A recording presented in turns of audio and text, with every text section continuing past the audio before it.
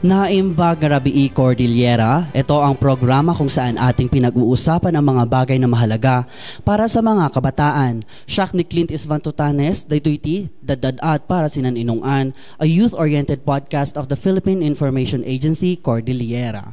And ang episode na ito ay part pa rin po ng ating 18-day campaign to ending violence against women and their children. And for this episode, we are so happy dahil may kasama po tayo all the way from the City Prosecution Office, Department of Justice, Region 1, Baguio, Associate City Prosecutor Noel Vergara. Ayan, so bagong lahat, kumusta naman po kayo, Attorney Noel?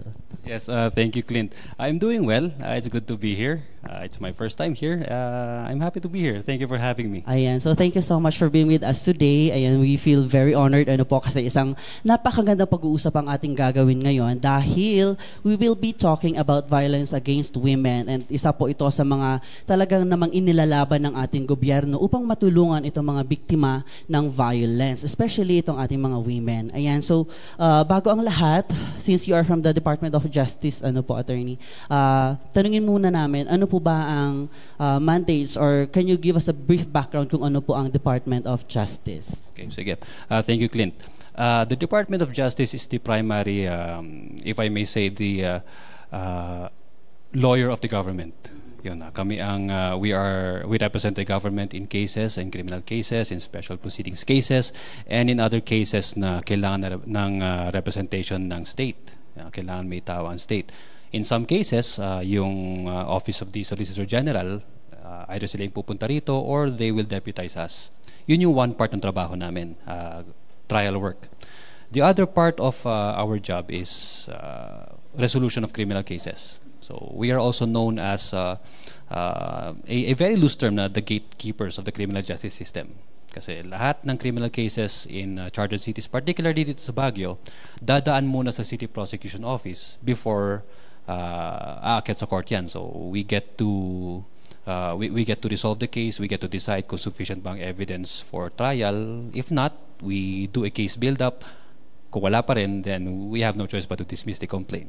So yun, in a nutshell, yun ang trabaho namin. Ayan, so parang ang dami naman po ng ginagawa ng DOJ, kailangan ng talaga ng brain cells para sa dami ng mga kaso siguro, sir, na hinahawakan ninyo, no? Kailangan talagang ma-resolve nyo itong mga issues na ito na kinakaharap ng mga community members. And now, we are going to delve siguro dito sa Republic Act 9262. And baka pwedeng explain nyo po, especially sa ating mga viewers, baka may mga individuals pa po or mga kabataan or mga tao na hindi pa alam kung ano po yung RA 9262. Sige. Thank you, Clint. Republic Act 9262, also known as the Anti-Violence Against Women and Their Children Act, this was enacted in 2004.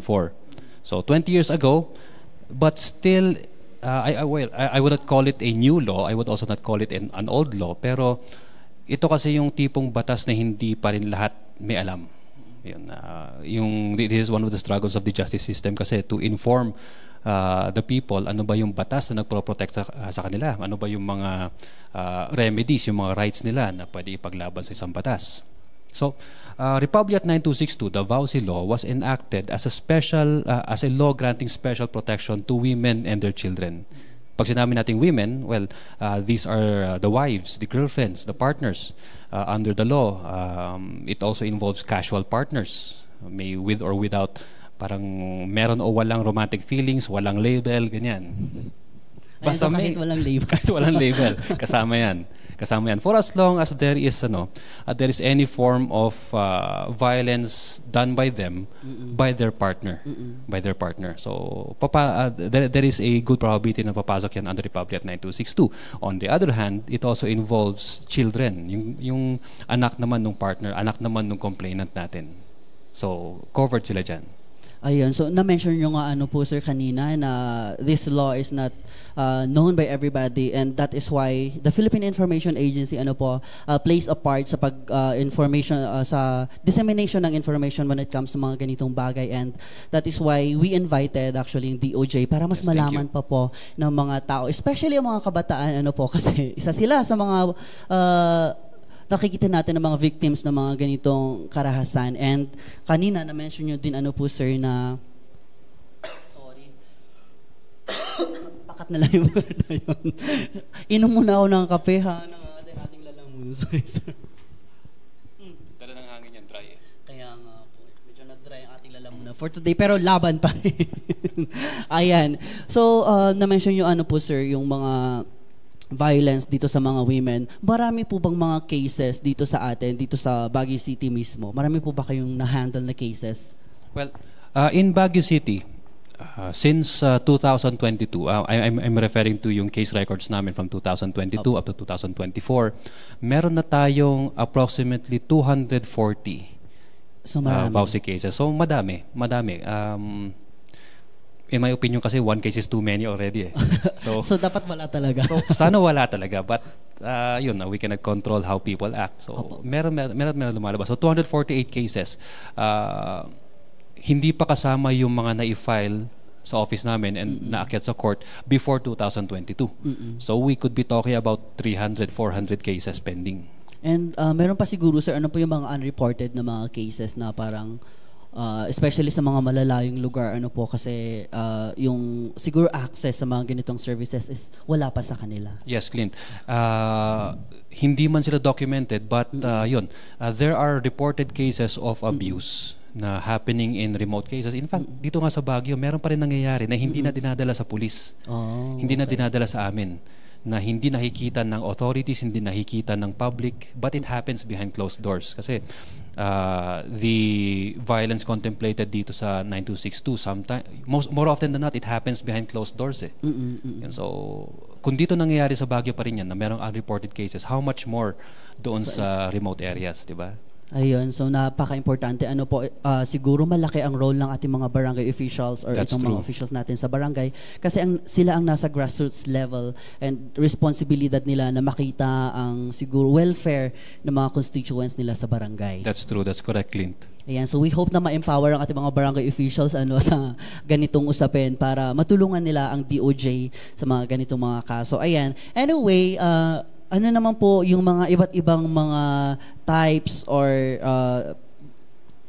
types ba or kinds of violence na nakukumit against women and children? Sige. Normally, when we speak of the term violence, ang inisip natin, physical violence eh.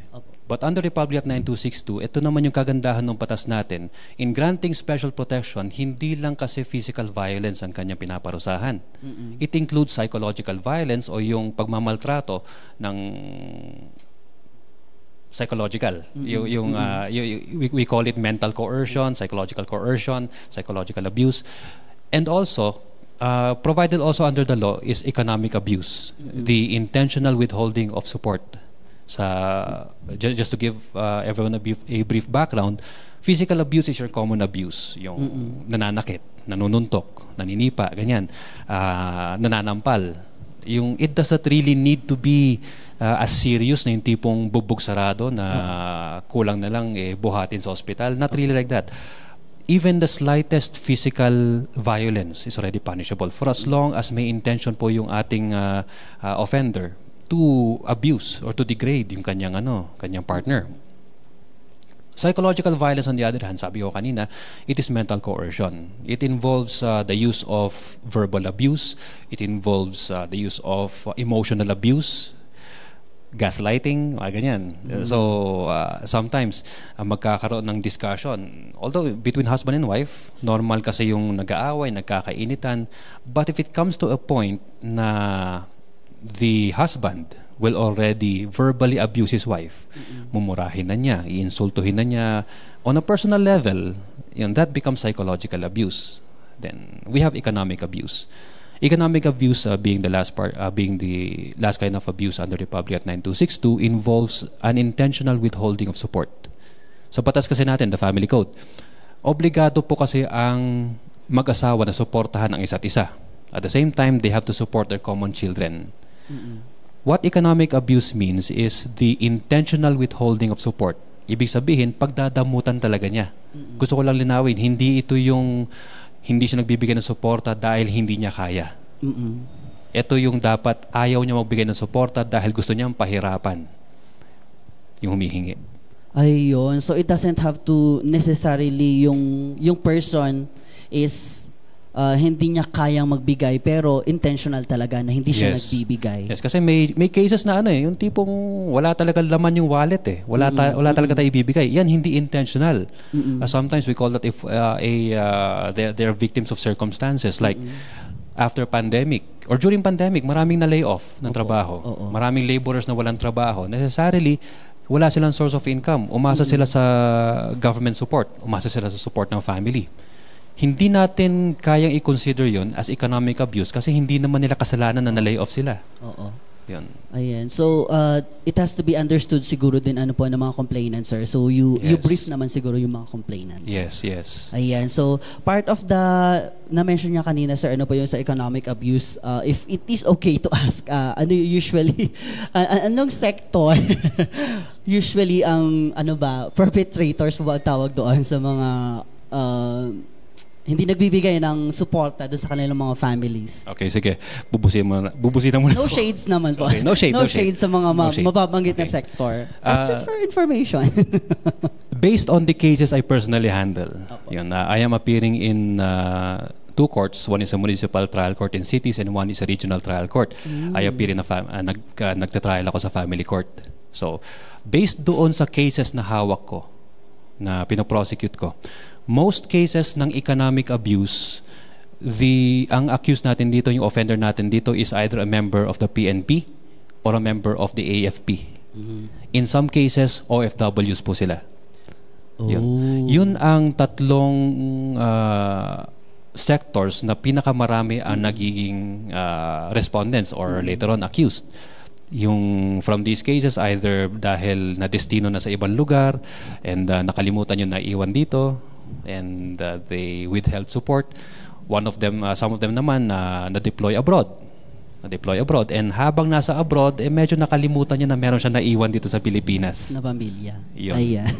So we hope, Paul, na sa ating pag-uusap, ma-inspire ang ating mga nabanggit na sector na wag nilang kalimutan ang kanilang mga responsibilities sa kanilang mga family. Ayan. So anyway, educational naman to. So, based lang yun sa disclaimer. Sa observation. Based lang sa observation ko on the cases that I personally handled. Ayun.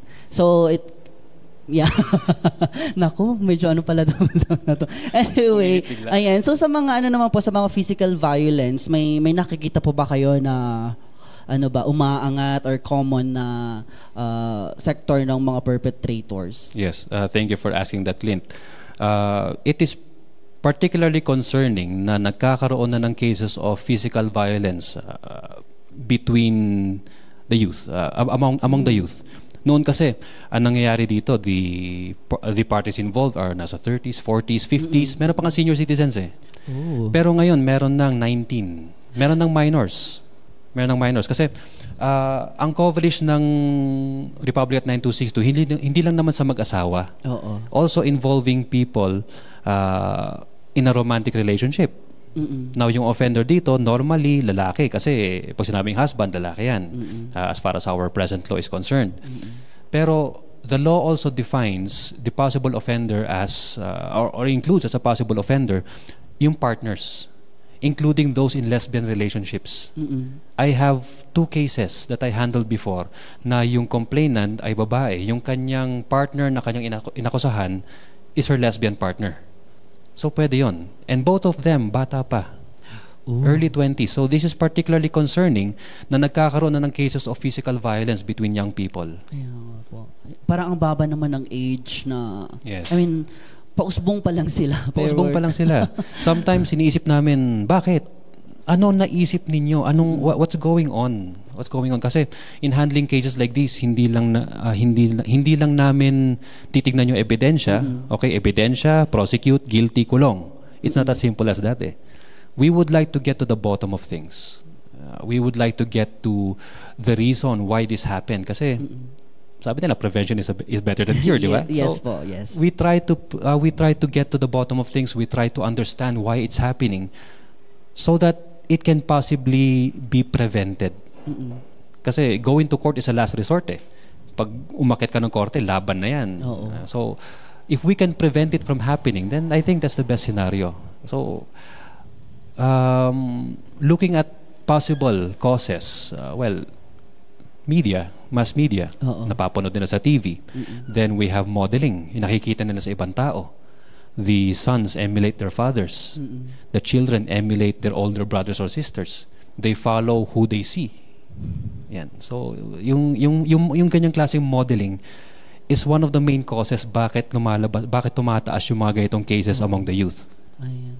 So, malaking factor ang environment po sa ganito. Yes, that's true. They're being affected ng, well, we Yes. hope na with all of the campaigns na ginagawa po ng government, of course, with the stakeholders, ng ating mga partners na civil society organizations, kaya natin ginagawa itong 18-day campaign to end vow ay para mas ma-inform pa ang ating mga tao and ma-involve lahat ng mga tao sa ganitong mga issues para matigil or ma-end na talaga. Yes, yes. Po. Ayan. So, talking about doon sa complaint and everything, paano po ba, sir, yung process ng pagko-complain? Okay. Paano po mag-start? Okay. So, maraming ways to initiate a complaint for a violation of Republic Act 9262. Assuming na meron na tayong incident, na regrettably meron tayong incidents, you have two options. First, you go to the police. Meron tayong mga specialized units ng BCPO, ng PNP that handle cases like this. Yung sa WCPD yan, the Women and Children Protection Desk. Yeah. Then, aside from that, kung meron silang access sa legal assistance, pwede nilang i-prepare yung complaint nila with the assistance of a lawyer. With the assistance of a lawyer. For that, meron tayong Public Attorney's Office. Sila ang premier na legal assistance group para sa mga indigents natin, yung mga walang access sa legal services. Kasi aminin natin, legal representation can be expensive. Can be expensive. Oh. Kung hindi man sa PAO, meron tayong mga legal aid clinics sa mga law schools dito sa Baguio. I just like to hindi naman shout out no? Pwede naman. gusto ko lang i-name. We have the legal aid clinic of the UC College of Law. We also have the Chief Justice Moran Community Legal Assistance Office ng St. Louis University School of Law, and we also have the University of Baguio School of Law Legal Aid Clinic. So yung tatlong yan, they provide free legal assistance for those needing it. So hindi na nila kailangang problemahin. Wala akong kilalang attorney. May nakita akong attorney, medyo mahal ang kanyang acceptance fee, ang consultation fee. Yung apat na groups na ito, the PAO, the UC Legal Aid Clinic, the SLU School of Law Legal Aid Clinic, and the UB School of Law Legal Aid Clinic, andyan sila para tumulong. So yun, na-prepare na nila yung complaint, andyan na yung evidence natin. That has to be submitted to our office. Now, sabi ko kanina, part of our job is to determine kung sufficient ang complaint and if it should be elevated sa court for trial. Yan. So isasubmit sa amin yan, we will conduct the preliminary investigation. Kapag sufficient ang evidence, iaakit namin sa court. Kapag hindi sufficient yung evidence, we can advise na i-build up muna natin kulang ebidensya. We can do that. Or kapag wala talaga ebidensya, we will have no choice but to dismiss. And for those intending to file a complaint, yes, I'm referring to you, yung mga nagiging victims ng violence. Evidence is key. Evidence is key. Buuin natin yung ebidensya natin before going further. Kasi dyan nakasalalay ang case eh. Diyan nakasalalay ang case. Ayan. So yung screenshot po ba, sir, maaaring gamitin as an evidence? Yes. Actual case. Although ultimately nauwi sa plea bargain yung kaso, but yung buong case ng complainant natin, she's a student, a college student. Yung kanyang boyfriend is also a college student. So imagine. Bata pa. Bata pa. Very bright future pa. Yung nga lang kasi yung boyfriend was about to take the board exam. So in a way gusto nilang matapos agad yung case, so they had a plea bargain. Yung evidence ng complainant, yung girlfriend, is primarily screenshots of messenger conversations na doon kitang-kita mo kung paano niya murahin, paano niya awayin yung babae. Ouch. Yun. So it's heavy. Yung at the end of the day, kailangan mong regroup, kailangan mong magmuni-muni ng konti kasi these kinds of cases really take a toll on you. And sa mga evidences, ano po ba yung mga types of evidence na pwedeng i-present para ma-accept po? Or paano po ba yun sa mga evidences? Ayun. Under current rules ng Department of Justice, we require prima facie evidence. We define that as sufficient evidence that if it is uncontroverted or unchallenged, conviction ang kasunod niyan. Ibig sabihin, sa isang crime, meron tayong ebidensya to prove the crime itself. So, how do we do that? Number one, witnesses. Witnesses. Siyempre, meron tayong complainant. Meron ba naka-witness? Meron ba nakarinig? Meron ba nakakita? Yan. So, ang difficulty naman dito, Clint, is willing ba sila? Kasi this is one problem we have sa community. Ay, totoo. Sa community. Na meron kasi tayong ugali na I don't want to get involved. Ayokong madamay. Yes, kaya ko magsumbong, kaya ko sabihin na siya ang gumawa, pero pag pagagawa mo ako ng sworn statement, teka, ayoko munang, baka may balik sa akin yan eh. Di ba? Baka may balik sa akin yan. Yun yung hesitance ng community. That's why there are unreported cases. Then, meron din tayong stigma. The stigma remains kasi yung victim gusto niya mag-complain, pero iisipin niya, may maniniwala ba sa akin? And worse, ang asawa ko, malaking tao yan. If you know what I mean. Kakampihan kaya ako? Or, gagamitin lang ba niya yung kanyang influence para ma-dismiss yung kaso? So, it's a sad thing to say, but it happens. Ayun. So, sir, sa mga victims mo ba, are there ways to protect them siguro sa mga further harm na pwedeng gawin ng mga perpetrators? Yes. Meron tayong protection orders that are granted by Republic Act 9262. First, we have a barangay protection order. Yan yung nasa barangay level. Then we have a temporary protection order sa court level na yan. And we have a permanent protection order kapag natapos na yung case. Yung barangay protection order, yan. Ini-issue yan ng barangay immediately after the complainant goes to the barangay sa VAUSI desk and complains. Siyempre, dapat may ebidensya. Hindi naman pupunta lang siya doon, magsusumbong. Tapos, BPO ka agad. Hindi naman. Dapat kailangan din niyang ma-substantiate yung kanyang complaint. In fairness naman doon sa kanyang nireklamo. So once na-issue yung barangay protection order na yan, for the time being, protected siya. Hindi siya pwedeng lapitan ng kanyang abuser. If they live in the same house, kailangan siyang umalis. Now, sabihin natin umakyat sa court yan. During the pendency ng proceedings, pwede rin na mag-issue ng court ng temporary protection order as we call it a TPO. Ito naman, for the meantime, hindi pwedeng gumawa ng kahit anong act of abuse. Ang isang tao, again, ang isang abuser sa kanyang spouse, sa kanyang partner, ganyan. For the duration of the TPO, usually 30 days yan, extendable naman. Now we have the permanent protection order, which is a very beautiful thing na binigay ng 9262. Kasi under the permanent protection order, the PPO, habang buhay. Ito pag nahanapan ng sala itong offender natin, kapag nahanapan niya ng sala, kasama sa judgment ng court ang permanent protection order. Meaning, from this day onwards, hindi mo na siya pwedeng abusuhin, hindi mo na siya pwedeng saktan, hindi mo siya pwedeng pahirapan. Kasi violation of the protection order is punishable by contempt. Ibig sabihin, panibagong kaso yon.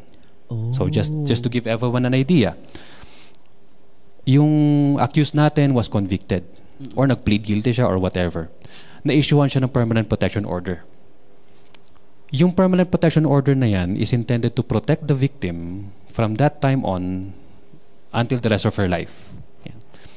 Let us say, God forbid, na 3 months later, sinaktan na naman niya yung kanyang partner. So, 2 things will happen. First, panibagong kaso ng VAUSI. Second, panibagong kaso, a case involving a violation of the PPO. So, I call it a double whammy.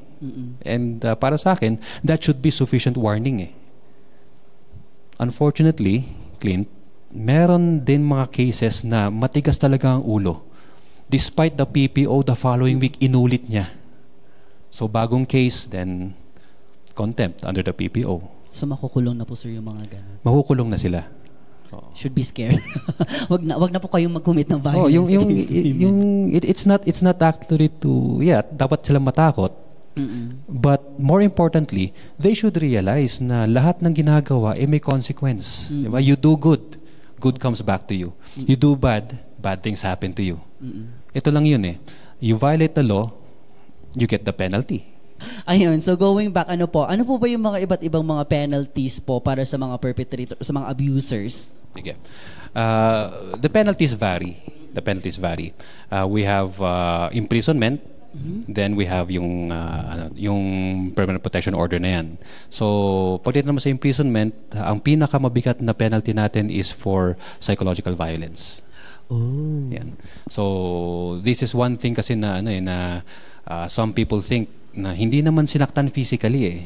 But what we need to remember is the penalty for psychological violence is the heavier penalty kasi if I may use the term, tagos hanggang buto yan eh. Opo. Di ba? Yung when a person is physically abused, superficial yan, nasa katawan lang yan. The body will heal. But if the mind is abused, it takes years for the mind to heal, di ba? Long-lasting talaga. Saktan yung puso mo, ilang dekada nakalipas, hindi pa rin mawawala yan. Yung mga nag-break. Di ba? Ayan. Wala kang magagawa. Tumatawa yung mga inters. So, nakarelate ba kayo? Quiz mamaya. Ayan, so going back. Anong natandaan mo sa lecture kanina? Pag sinaktan ng puso, dekada yan. Okay. Ayun, so may mga may mga financial na kailangan bayaran yung mga abusers ganyan sa mga victims or paano po siya? Yes. Normally, the court grants damages. Damages. Yung damages yung tawag din ng danyos. Yan, meron tayong actual damages, meaning kung gumastos ka for medical treatment, may nasira, ganyan. It's more of a reimbursement for expenses or payment nung sa mga nawala sa'yo. Then we have moral damages. Yung moral damages na yan, yun ang binabayaran for the moral suffering. Eh. Yung hindi ka nakatulog, yung nawalan ka ng ganang kumain dahil dyan. And let's admit, if a person is a victim of abuse, yung routine niya mawawala. Yung routine niya mawawala. Ang normal na gising niya alas 5, alas 11 na yan. Ang normal na pagkain niya, dating 2-piece chicken, baka ngayon, extra rice na lang.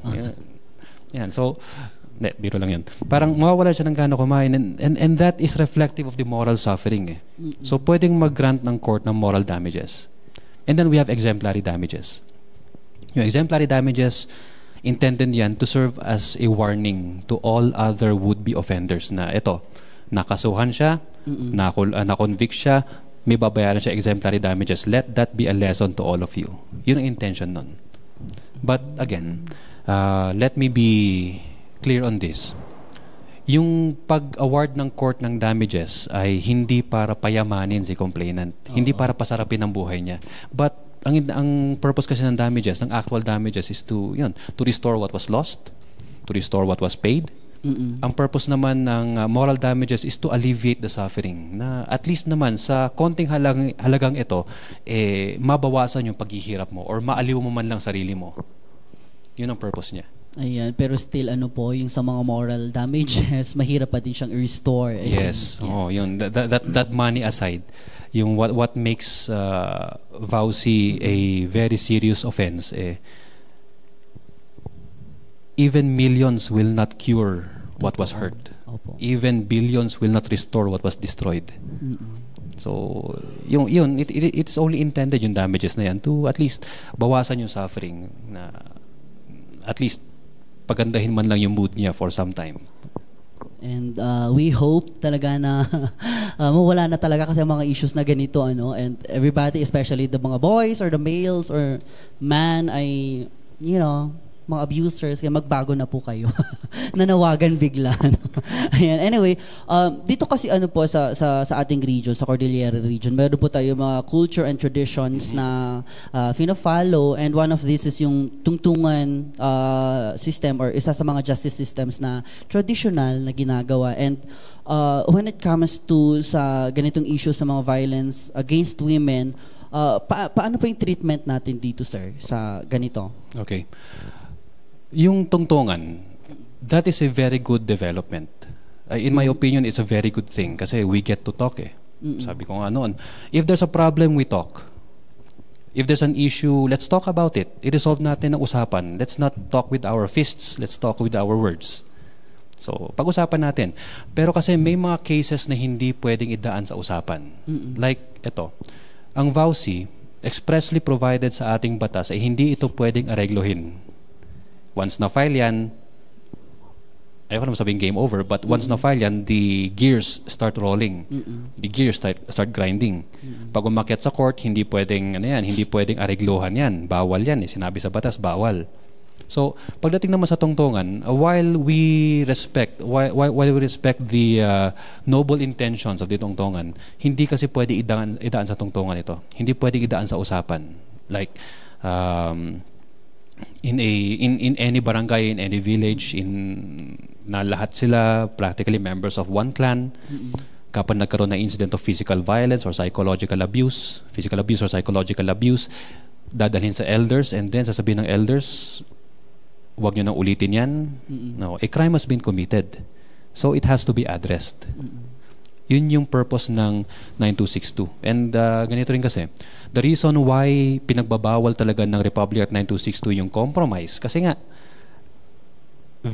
so many cases na umabot sa court, iisipin ng babae, teka, nag-overreact ba ako nung dinimanda ko yung asawa ko? Sinampal lang naman niya ako ng 10 beses. Baka hindi niya sinasadya yung 9. Gets mo? So, parang, napagbuhatan niya ako ng kamay, sinipa niya ako, pero kasi may mga sinabi ako, baka napikon siya sa mga sinabi ko, baka kasalanan ko. You know that kind of thing na i-gaslight siya, na palalabasin na ikaw pa ang may kasalanan. Sometimes umaatras sila Sometimes tumatanggap sila ng possibility for compromise, and yun yung iniiwasan natin kasi victim na siya. Very vulnerable na siya. Madali na siyang i-manipulate.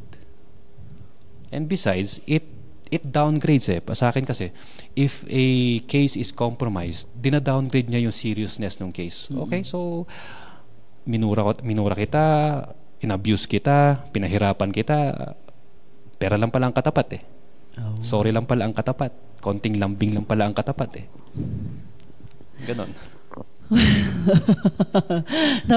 Mabigat ba?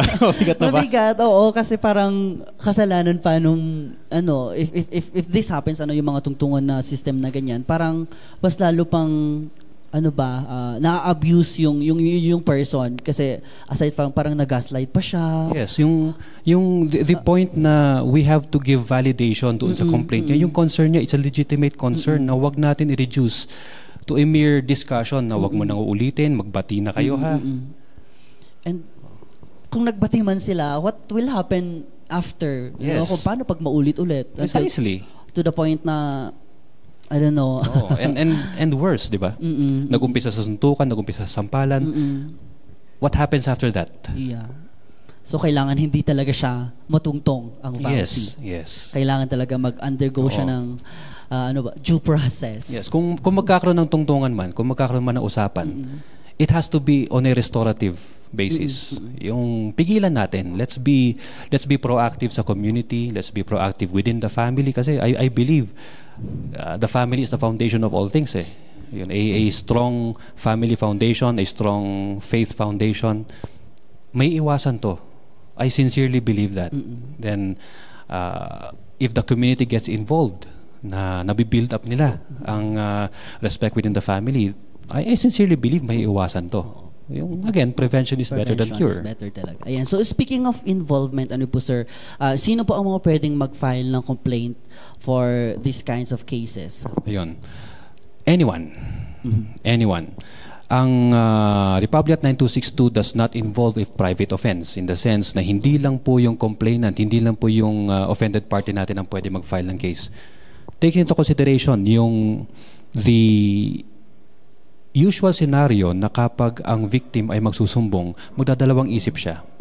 Paniniwalaan ba ako? Ang asawa ko ay mataas ang posisyon, ang boyfriend ko may connections, nasa malaking pamilya yan. So to give them that assurance na kung hindi mo kaya, kami ang gagawa para sa'yo. The barangay is there. The DSWD is there. The CSWD are there. Any concerned citizen can do that. So again, be careful yung sa mga would-be abusers and current abusers na hindi porke napatahimik mo siya, ibig sabihin wala magko-complain. Totoo. Ayan. So malaki ang role pala po sir ng community members, especially pag nakikita nila na mayroon nang nangyayari na ganitong pang-aabuso sa mga babae, they have to step up. Yes, that's correct. Kasi isa lang yun naman sa mga sa mga examples na pwedeng gamitin para talagang matotally mawala ang mga ganitong cases sa community. Ayan. So malaki ang role ng community. That's why ako talagang nag-a-appeal. Nag-a-appeal po kami sa mga community members. Hindi naman. Baka mamaya maging marites na kayo, ha? Ayan. Anyway, ayun.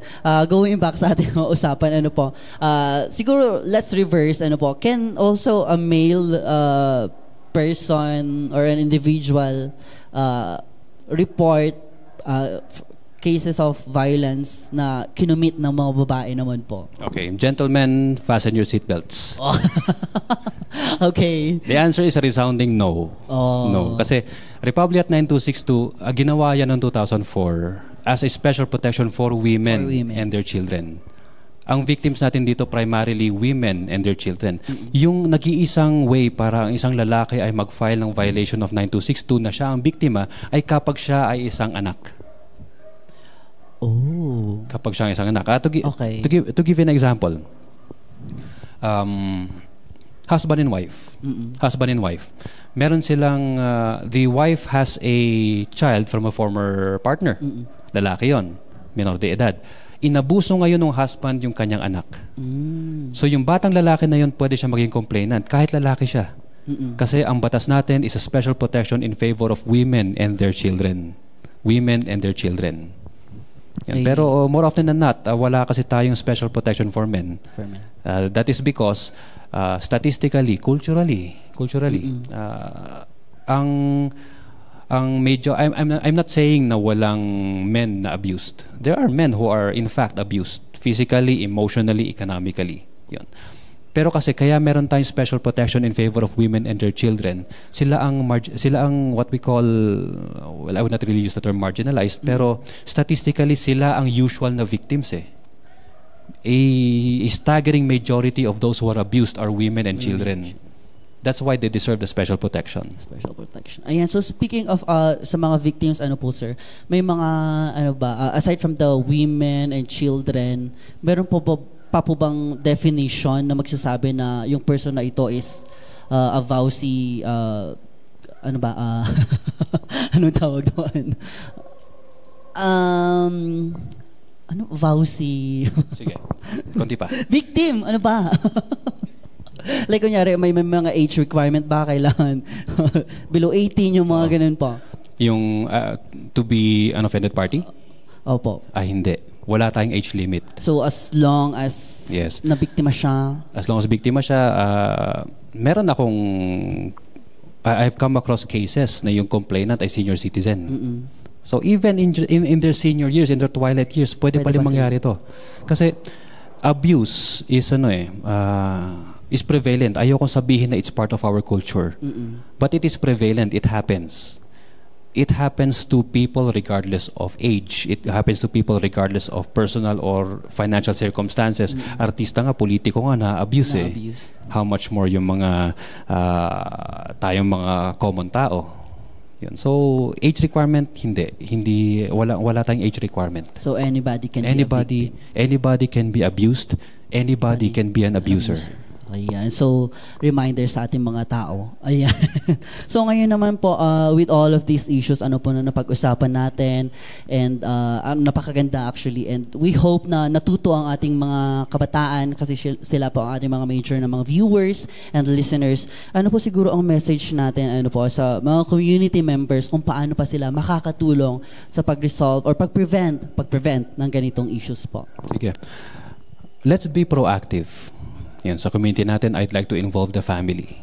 Yung sabi ko kanina, the family is the single smallest unit sa ating society. And everything starts and ends with the family. Yung educate your children, educate your brothers, educate your sisters. Being an abuser is easy. But tingnan natin, yung what are the consequences, what are the moral, psychological, physical, spiritual na consequences of the abuse. So, we believe na if the family is able to keep itself intact, keep itself whole, keep itself respectable, na respecting each other, loving each other, I don't think mangyayari to. At the same time, the community. Let's get the community involved. Let's have family-centric activities. Let us not encourage. Let us not encourage indifference. I say indifference kasi may mga cases na ang isang victim ay nag-report sa barangay. I say this from personal experience. Nag-report sa barangay. Ang sinabi ng barangay kapitan, ikaw na naman, nandito ka na naman, nag-away na naman kayo, no? Ba't ka pa kasi nagsasalita? Tumahimik ka na lang para hindi ka saktan. So that kind of response is it's not constructive, it's destructive. Parang sinabi mo na, kasalanan mo kasi eh. So let's be mindful na let's be aware that abuse happens in many forms. Hindi porke walang pasayan walang abuse. Hindi porke nakangiti yan araw-araw hindi siya abused. Violence and abuse happens in many forms. So let's be proactive. Ayun. So napaka-fruitful po nang nasabi ninyo, sir, especially sa ating mga community members.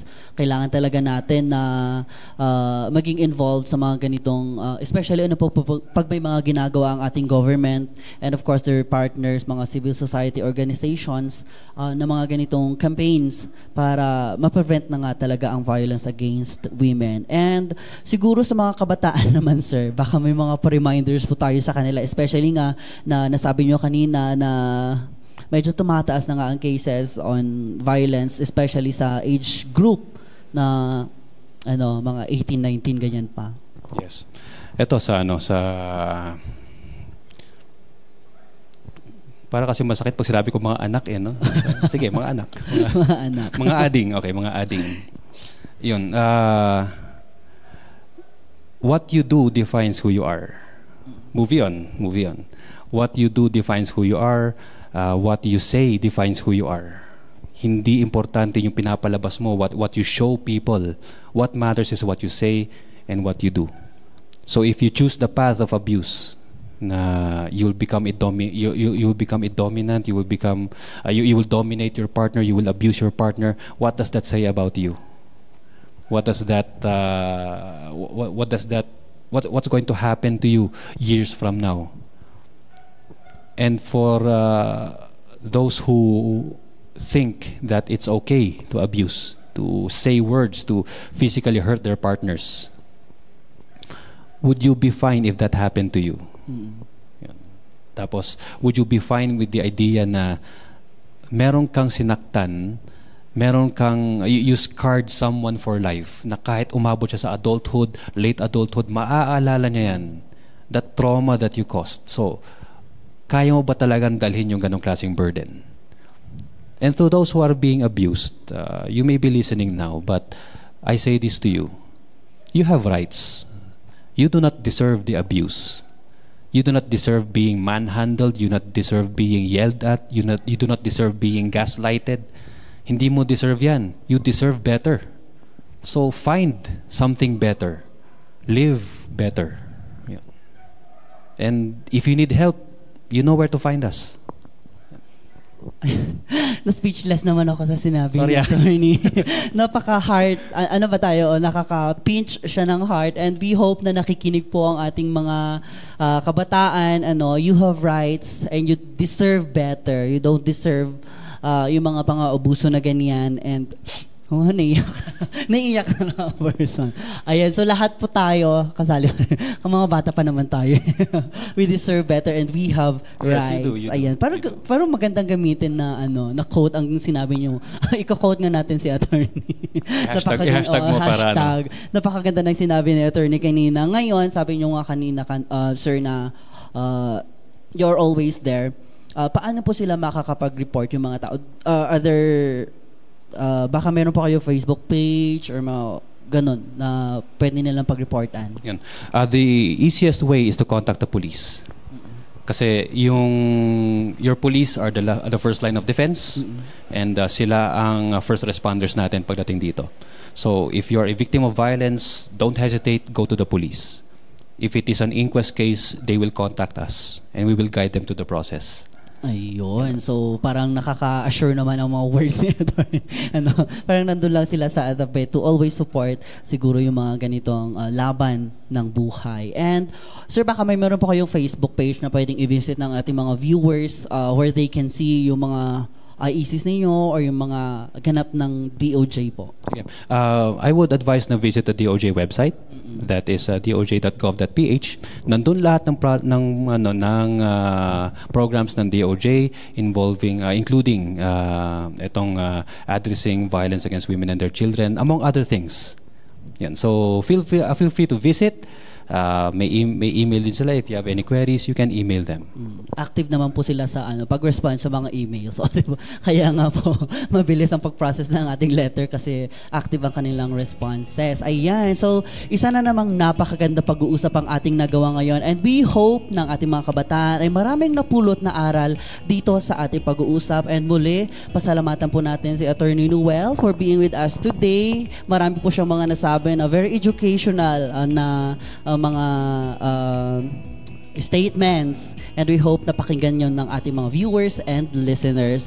Kaya naman, para sa mas marami pa mga impormasyon, huwag niyong kakalimutan na i-follow and like ang Facebook page ng Philippine Information Agency Cordillera. Available din po kami sa YouTube, sa TikTok, sa X, and meron din po kaming website. May Spotify din pala kami. Basta hanapin nyo na lang PIA, nandun lang kami. Madali naman kaming hanapin. Ayan. So maraming salamat and see you sa susunod na episode. Bye-bye! Bye!